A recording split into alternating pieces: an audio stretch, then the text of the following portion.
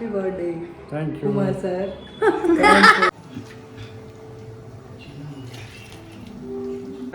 ಕೇಳಲ್ಲ.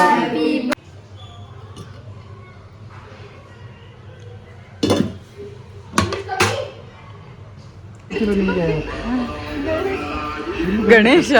ಹಾಯ್ ಎಲ್ರಿಗೂ ನಮಸ್ಕಾರ, ವೆಲ್ಕಮ್ ಬ್ಯಾಕ್. ಹೇಗಿದ್ದೀರಾ ಎಲ್ಲರೂ? ಚೆನ್ನಾಗಿದ್ದೀರಾ ಅಂತ ಭಾವಿಸ್ತೀನಿ. ಎಲ್ಲರೂ ತುಂಬ ಖುಷಿಯಾಗಿದ್ದೀರಾ ಅಂತ ಅಂದ್ಕೊಳ್ತೀನಿ. ಏನಿದು ದೀಪಿಕಾ ಇಷ್ಟು ದಿನ ವ್ಲಾಗೇ ಮಾಡಿರಲಿಲ್ಲ, ಇವತ್ತು ವ್ಲಾಗ್ ಮಾಡಿಬಿಟ್ಟು ಮತ್ತೆ ಆ್ಯಸ್ ಯೂಶ್ವಲ್ ಹಳೆ ಸ್ಟೈಲಲ್ಲೇ ವ್ಲಾಗ್ನ ಸ್ಟಾರ್ಟ್ ಮಾಡ್ತಾ ಇದ್ದಾರೆ, ಏನು ಹೇಳ್ತಾ ಇಲ್ಲ ಅಂತ ಯೋಚನೆ ಮಾಡ್ತಾ ಇದ್ದೀರಾ? ಆ್ಯಕ್ಚುಲಿ ಏನು ಗೊತ್ತಾ, ಒಂದಷ್ಟು ಬೇಡದೇ ಇರೋ ಟೆನ್ಷನು, ತಲೆನೋವು, ಸ್ಟ್ರೆಸ್ಸು ಎಲ್ಲ ಆಗಿಬಿಟ್ಟಿತ್ತು ಮನೆಯಲ್ಲಿ. ಒಂದಷ್ಟು ಬೇಡದೇ ಇರೋ ಬೆಳವಣಿಗೆಗಳು ನಡೀತಾ ಇತ್ತು. ಸೊ ನನಗೆ ಈ ವ್ಲಾಗ್ ಮಾಡಿ ಪೋಸ್ಟ್ ಮಾಡಿ ಅಷ್ಟು ಒಂಥರ ಸ್ಟ್ರೆಸ್ ಇರುತ್ತಲ್ಲ, ಗೊತ್ತಲ್ಲ. ಹಾಗಾಗಿ ನಾನು ಏನು ವ್ಲಾಗ್ನ ಪೋಸ್ಟ್ ಮಾಡಿರಲಿಲ್ಲ. ಒಂದಷ್ಟು ಪರ್ಸ್ನಲ್ ವಿಚಾರಗಳು ಬೇಡ ಶೇರ್ ಮಾಡ್ಕೊಳ್ಳೋದು ಸೋಷಿಯಲ್ ಮೀಡ್ಯಾದಲ್ಲಿ ಅಂತ ಅಂದ್ಕೊಂಡಿದ್ದೀನಿ ನಾನು. ಹಾಗಾಗಿ ನಾನೇನು ಶೇರ್ ಮಾಡಿರಲಿಲ್ಲ, ವೀಡಿಯೋಸ್ ಯಾವುದು ಶೇರ್ ಕೂಡ ಮಾಡಿರಲಿಲ್ಲ. ಇವತ್ತು ಅನಿಲ್ ಬರ್ತ್ಡೇ ವ್ಲಾಗ್ನ ನಿಮ್ಮ ಜೊತೆ ಶೇರ್ ಮಾಡ್ತಾ ಇದ್ದೀನಿ. 9ನೇ ತಾರೀಕು, ಜೂನ್ 9ನೇ ತಾರೀಕು ಅನಿಲ್ ಬರ್ತ್ಡೇ. ಪ್ರತಿ ವರ್ಷ ಸೆಲೆಬ್ರೇಟ್ ಮಾಡೋ ಥರ ಈ ವರ್ಷ ಕೂಡ ಸಿಂಪಲ್ಲಾಗಿ ಸೆಲೆಬ್ರೇಟ್ ಮಾಡಿರೋದು. ಬನ್ನಿ ಸ್ಟಾರ್ಟ್ ಮಾಡೋಣ. ಬೆಳಗ್ಗೆನೇ ವ್ಲಾಗ್ನ ಸ್ಟಾರ್ಟ್ ಮಾಡಿದೆ. ಬೆಳಗ್ಗೆ ಇವತ್ತು ನಲ್ಲಿಕಾಯಿ ಜ್ಯೂಸ್ ಮಾಡ್ತಾಯಿದ್ದೀನಿ.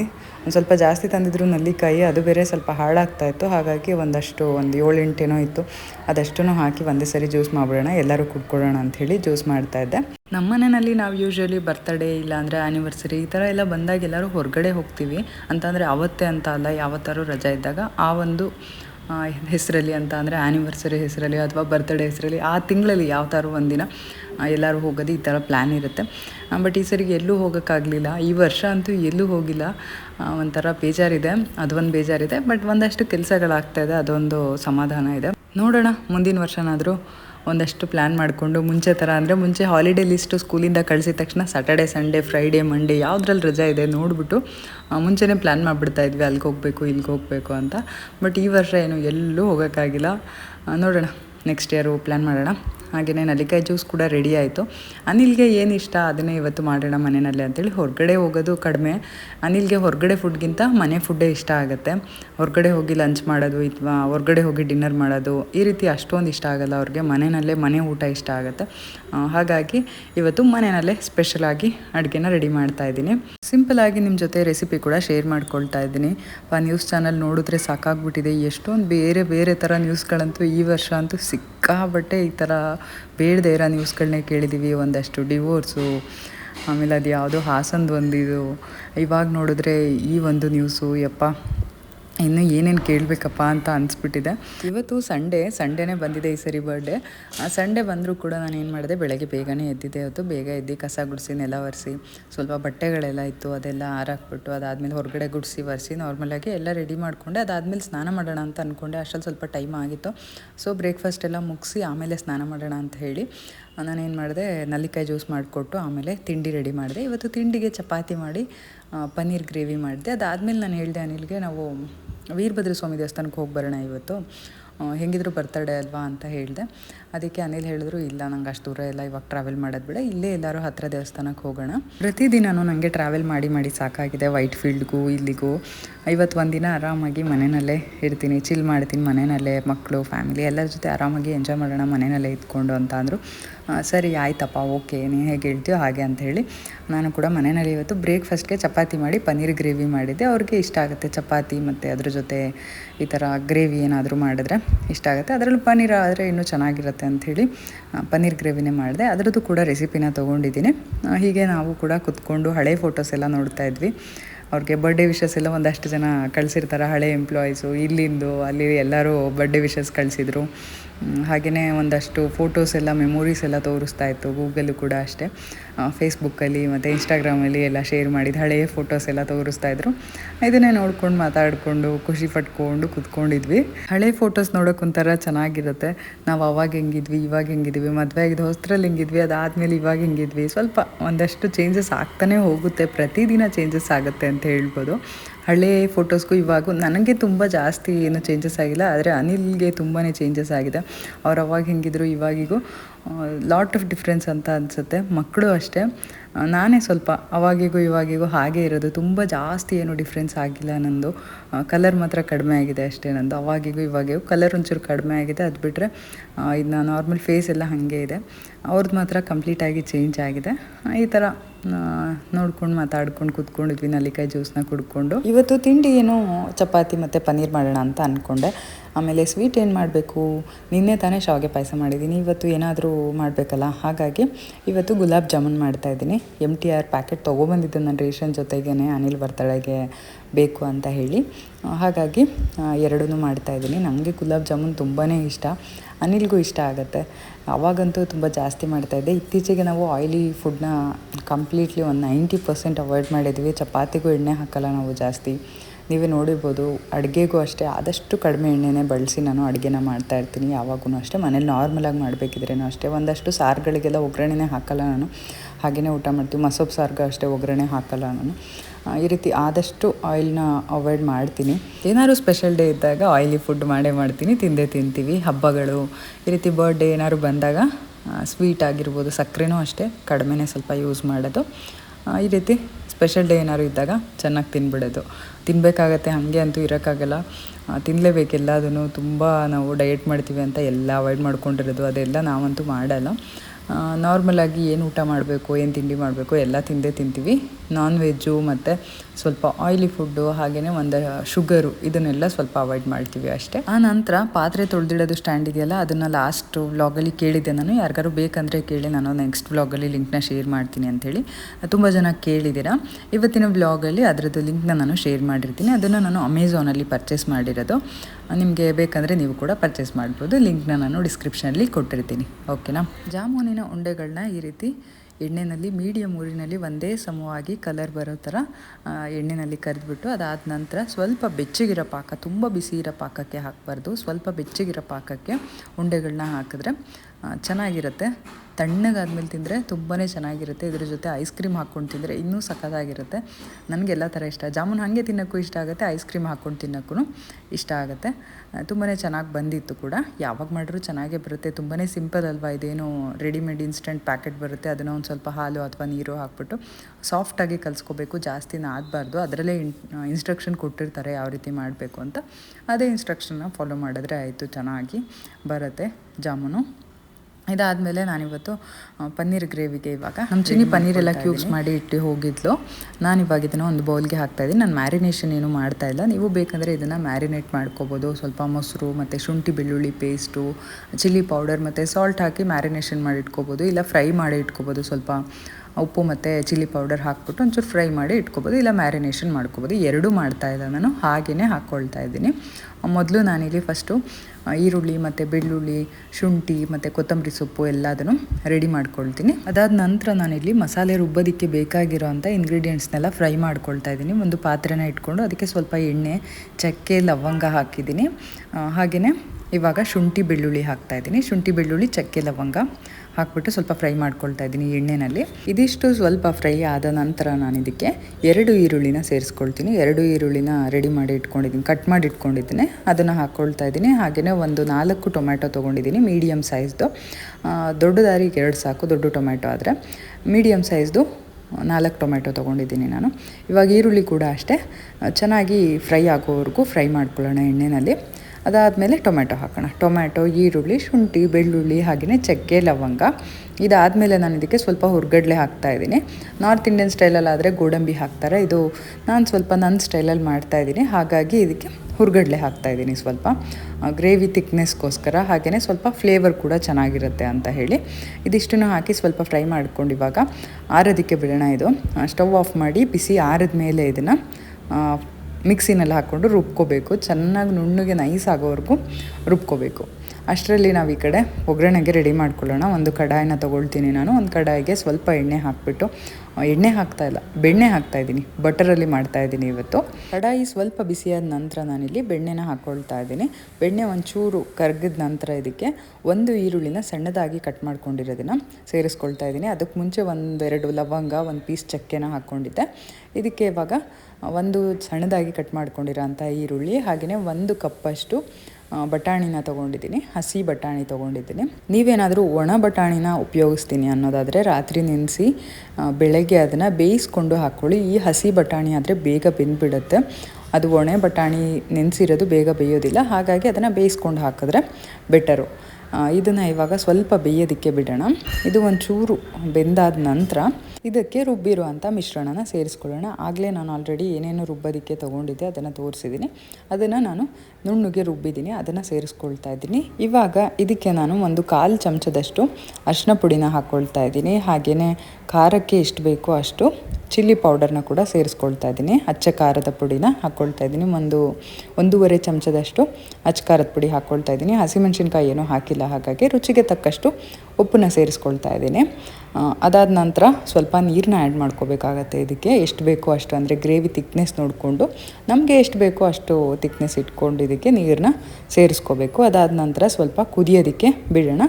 ಆಮೇಲೆ ನಾವು ಪನ್ನೀರ್ ಹಾಕೋಣ. ಫೈನಲ್ ಆಗಿ ಪನ್ನೀರು, ಹಾಗೆಯೇ ಮೇಲ್ಗಡೆ ಸ್ವಲ್ಪ ಕೊತ್ತಂಬರಿ ಸೊಪ್ಪು, ಅದಾದ ನಂತರ ಕಸೂರಿ ಮೇಥಿ ಇಷ್ಟನ್ನು ಹಾಕಿಬಿಟ್ಟು ಫೈನಲ್ 1-2 ನಿಮಿಷ ಕುದಿಯೋದಕ್ಕೆ ಬಿಟ್ಟರೆ ಪನ್ನೀರ್ ಮಟರ್ ರೆಡಿ ಆಗುತ್ತೆ. ಇದು ನನ್ನ ಸ್ಟೈಲಲ್ಲಿ ಮಾಡಿರೋವಂಥದ್ದು. ಇದಕ್ಕೆ ಕ್ರೀಮ್ ಬೇಕಂದರೆ ಹಾಕ್ಕೋಬೋದು, ಮೊಸರು ಬೇಕಂದರೆ ಹಾಕ್ಕೋಬೋದು. ನಾನು ಅದೇನು ಹಾಕ್ತಾಯಿಲ್ಲ. ಇದಕ್ಕೆ ಬೆಣ್ಣೆ ಮೇಲ್ಗಡೆ ಸ್ವಲ್ಪ 1 ಪೀಸಷ್ಟು ಬೆಣ್ಣೆನ ಹಾಕ್ತೀನಿ ಅಷ್ಟೇ. ಸಖತ್ ಟೇಸ್ಟಿಯಾಗಿ ಚೆನ್ನಾಗಿ ಬಂದಿತ್ತು. ತುಂಬಾ ಇಷ್ಟ ಆಯಿತು ಮನೆಯಲ್ಲಿ ಎಲ್ಲರಿಗೂ. ಹಾಗೆಯೇ ಇವತ್ತು ನಮ್ಮ ಮನೆಗೆ ರಿಲೇಟಿವ್ಸ್ ಕೂಡ ಬಂದಿದ್ದರು. ಅವ್ರಿಗೂ ಕೂಡ ಚಪಾತಿ ಮತ್ತು ಪನ್ನೀರನ್ನ ಹಾಕ್ಕೊಟ್ಟಿದ್ದೆ. ಅವ್ರಿಗೂ ಕೂಡ ತುಂಬಾ ಇಷ್ಟ ಆಯಿತು. ಫೈನಲಿ ಬ್ರೇಕ್ಫಾಸ್ಟ್ ರೆಡಿಯಾಗಿದೆ ನೋಡಿ. ಜಾಮೂನು ಮತ್ತು ಪನ್ನೀರ್ ಗ್ರೇವಿ, ಹಾಗೆಯೇ ಅನಿಲ್ಗೆ ತಟ್ಟೆ ಕೂಡ ಹಾಕಿದ್ದೀನಿ. ಚಪಾತಿ 1-3 ಜಾಮೂನ ಹಾಕಿ ಈ ಕಡೆ ಚಪಾತಿ ಬೇಯಿಸ್ತಾ ಇದ್ದೆ. ಅನಿಲ್ಗೆ ಹಾಕ್ಕೊಟ್ಬಿಡೋಣ ಅಂಥೇಳಿ ಹಾಕ್ಕೊಡ್ತಾ ಇದ್ದೀನಿ. ಮಕ್ಳಿಗೂ ಕೂಡ ಹಾಕ್ಕೊಟ್ಟಿದ್ದೆ ಆಲ್ರೆಡಿ. ರೀ ರೀ ಎದ್ದೋಡಿ, ಇಲ್ಲಿ ನೋಡಿ.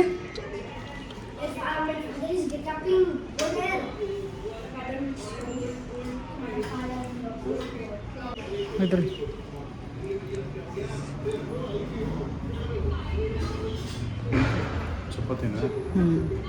ಗಟ್ಟಿಗೆ ಇಟ್ಕೊಳ್ಳಿ, ಕೈ ತೊಳ್ಕೊ ಬನ್ನಿ. ನಾನು ಇಲ್ಲಾಂದರೆ ಡೈನಿಂಗ್ ಟೇಬಲ್ ಮೇಲೆ ಕುತ್ಕೊತೀರ, ಇಲ್ಲಿ ಈ ಟೇಬಲ್ ಮೇಲೆ ಇಲ್ಲ ಇಲ್ಲ.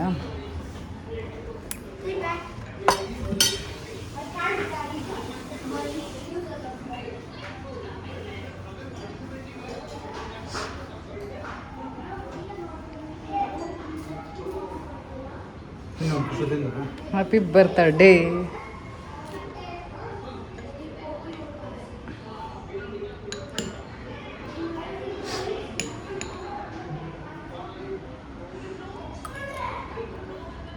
ಹಿಂಗಿದೆ, ಥ್ಯಾಂಕ್ ಯು. ಚೆನ್ನಾಗಿದೆಯಾ? ತಿನ್ನಿ ಇವಾಗ. ಚಪಾತಿ ಪನ್ನೀರ್ ಮಟರ್.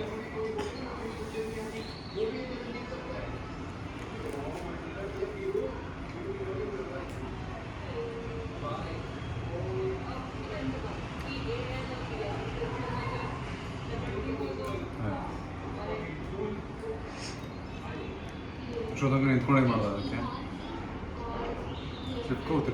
ಇಲ್ಲ, ಮಾಡ್ತೀನಿ, ಇನ್ನು ಮಾಡ್ತಾಯಿದ್ದೀನಿ. ಅದಾದ ನಂತರ ನಾನು ಬ್ಲಾಗ್ನ ಕಂಟಿನ್ಯೂ ಮಾಡೋಕ್ಕಾಗಲಿಲ್ಲ. ಫೋನ್ ಯಾಕೋ ವರ್ಕೇ ಆಗ್ತಾ ಇರಲಿಲ್ಲ.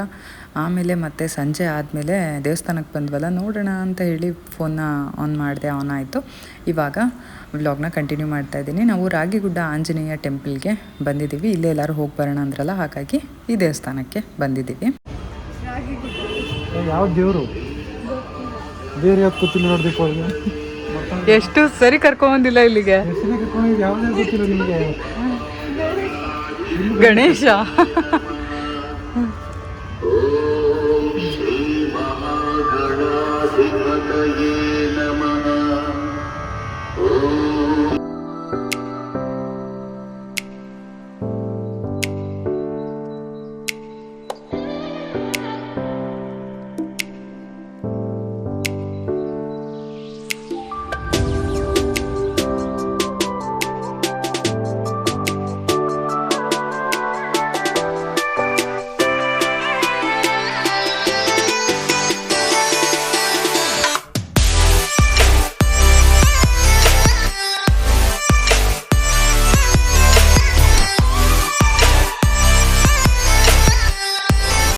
ಕೇಳಲ್ಲ. Happy birthday to you. Happy Happy birthday, happy birthday, happy birthday to you. May God bless you. May God bless you. Happy birthday to you. Happy birthday to you. ನೀನು ನಿಂತ್ಕೋ. ಚೆನ್ನಾಗಿದೆಯಾ cake? Crete ತಗೊಂಡು